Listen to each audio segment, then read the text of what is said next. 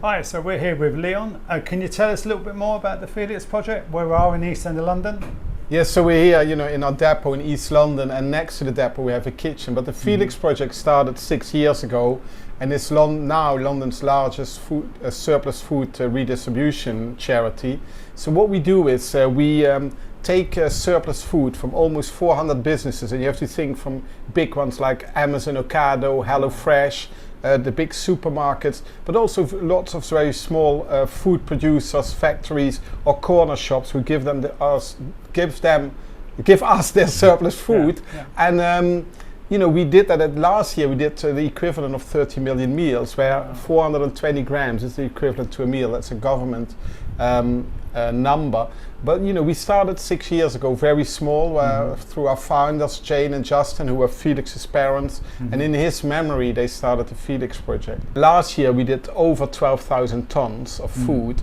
We have 4 big depots, we have 40 vans on the road, vans who each van does 2 routes a day designated to the charities we work with. So we work with almost 400 suppliers to us who donate food to us. Their surplus food, but we have almost 1,000 charities on the book where the food goes to. They do then the last bit, giving it to the recipients, but we still have 700 charities on our waiting list. And in order to do that, we have about 130 FTE at the moment, but hundreds and hundreds of volunteers. Exactly, It's unbelievable that in a town like London that anyone goes hungry. We believe it's absolutely not necessary for anyone to go hungry, especially not because there's so much surplus food. And I know you've seen the depot in the kitchen, and the food we get, honestly, the quality is amazing. Very good. So as you alluded to just now, I have been down your kitchens. I've been down there loads of times. I've even cracked eggs with the guys. You've been using your Granuldisk machines just over a year now. And what did you actually need? What was the requirement to go to Granuldisk? You were washing lots of pots and pans. You needed. Yeah, for us it's speed. So you have to imagine we do like a full size gas stove pans, several depths. We do like between 600 and 800 of them a day in order to do the 4,000 meals we do, and we use them in different stages of the cooking and also holding when it's cooked. So we needed something which could really wash quickly and very cleanly, and also in limited space. And you're using different volunteers, so is it different people using the machines every day? Or? No, we use lots of volunteers, but in the cooking is done by professional chefs, because it's so difficult to cook at that level and that sort of volume. But also we have 3 KPs which we employ who are in the washing area. They have different shifts. Sometimes a volunteer helps, but the machines are specialized. You need to know what you're doing. Of course.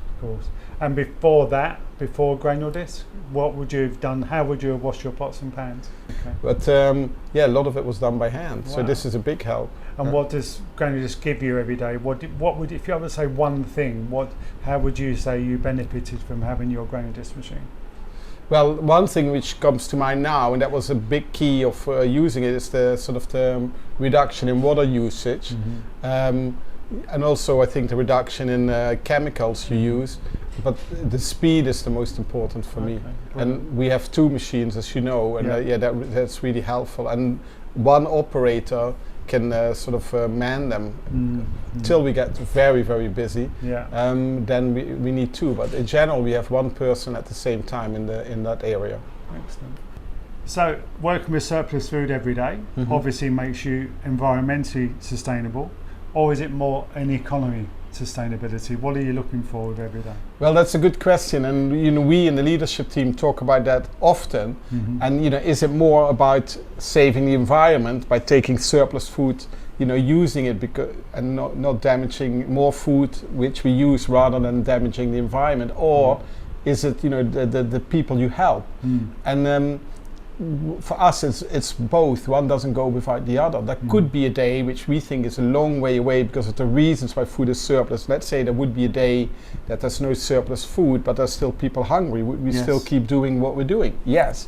And the other side the same. Imagine which we would love that there would be a day that the Felix Project was not necessary anymore, but imagine that there is a day that no one in London goes hungry anymore, which I believe is totally doable. yes. It's gotta be doable. And then there could be still surplus food, and we still had that work to do.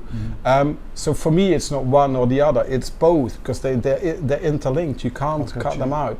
In my opinion, when we talk about it in the leadership team, everyone answers that a little bit different. But for me, they're both as important. It's like climate change and poverty are linked to each other. The only thing to say from my point of view is thank you so much for the job you and all your colleagues do, because you do a fantastic job. Thank you. I know you're mega busy today, and I'm really pleased you spent time for this interview. Thank you. Thank you so much. Pleasure. Nice to meet Thank you too. Take care.